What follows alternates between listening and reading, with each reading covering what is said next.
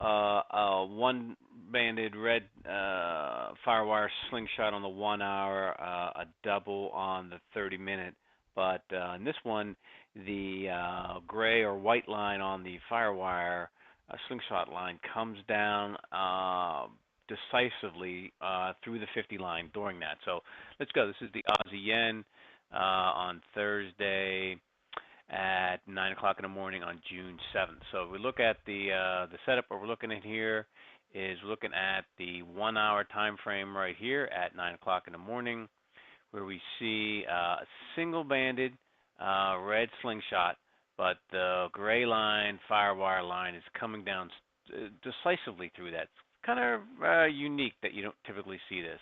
And then we have a 30-minute double band slingshot. And so let's start the higher time frame. So right here, if we line up our crossbar, and then we go over to the 4 hour chart, you see a good trend up, big candle down, then a little sideways action. But now if you look where the crossbar is on the 4 hour chart, you will see the 4 line already, the histogram has crossed over the water line. The firewire lines are all heading down, and stochastics is already past the 50 line heading down. So that's a nice, negative looking chart. Go over to the 2 hour chart. Big candle down, sideways action, taking a pause, and you would probably expect a higher probability of another leg down. Okay?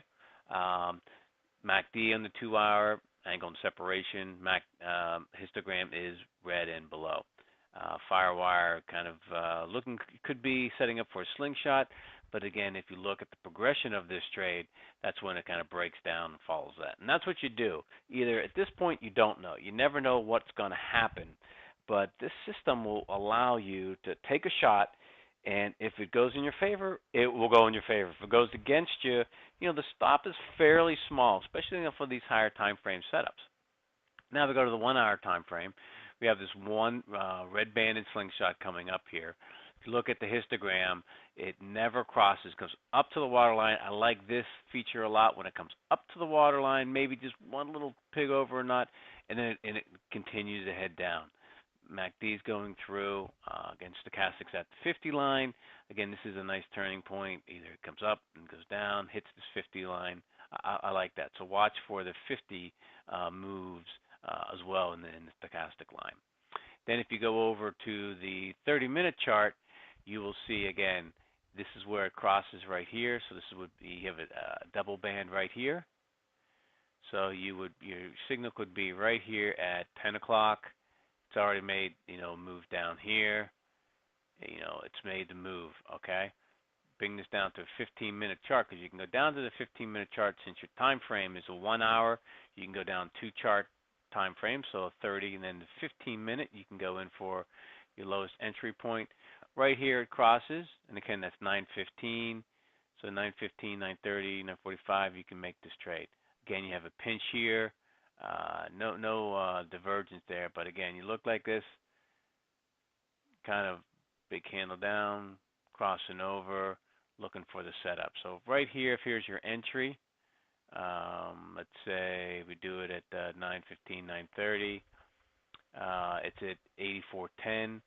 Your stop, 84.30. Again, that's a 20 pip stop.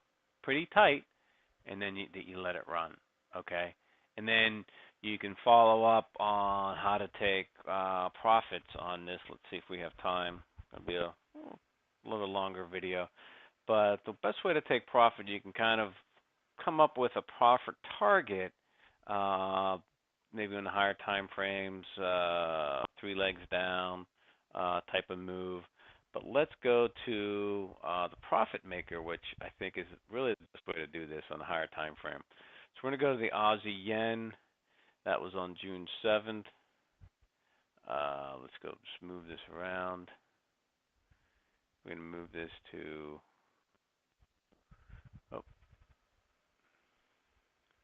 get this out again. Just swing this around. This is the 1 hour time frame that we have here. Here's our trade. Trend going up, bound. So right here, we're looking at probably right around here. Let's see if it'll come up with a date. Get on this candle. Of course, it's not going to do it now. Okay, June 7th, 1700. So this is so this is right here where we see the red hour. So we're looking probably right here in this candle somewhere here. Look, that's a 30 pip stop. Now, this right here, if it closed above this, again, 30-30, it's a 1 hour thing. This is another leg down. Let's do a little more look and see if that would actually take us out of that. Looking for another. Again, doesn't go over. I don't know. You can't retro think how you'd trade this or not. If this is 3 legs down, this is the 618. So that's a nice trade. See how many pips we got. If we got it right above there, 60. That's a 2-to-1. Probably would have taken that.